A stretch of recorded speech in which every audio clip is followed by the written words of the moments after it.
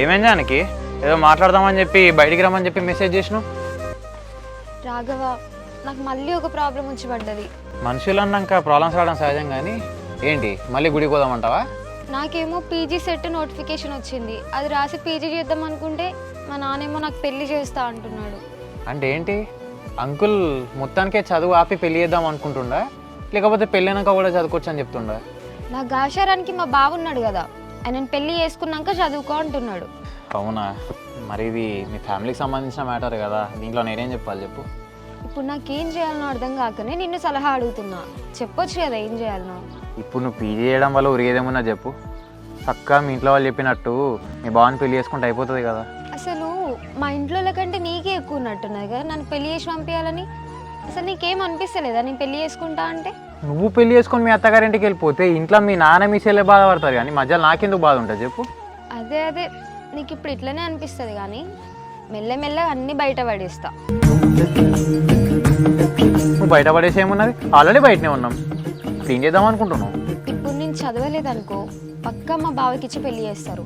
అందుకనే చదువు వంక పెట్టుకొని పెళ్లి నుంచి తప్పించుకుంటాను.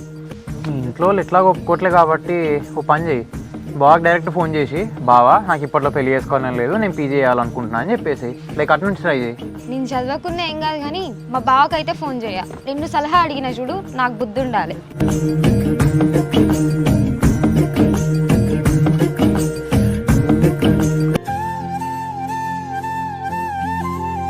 రాణి దివ్య, కూర్చోండి.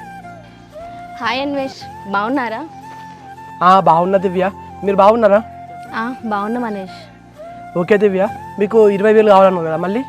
అదే అన్వేష్, 30,000 ఇంట్రెస్ట్ ఎట్లా కడుతున్నాం కదా, ఇంకొక 20,000 ఇచ్చినాం అనుకో వీటికి కూడా కలిపి మొత్తం 50,000 ఇంట్రెస్ట్ కట్టేస్తాను అన్వేష్.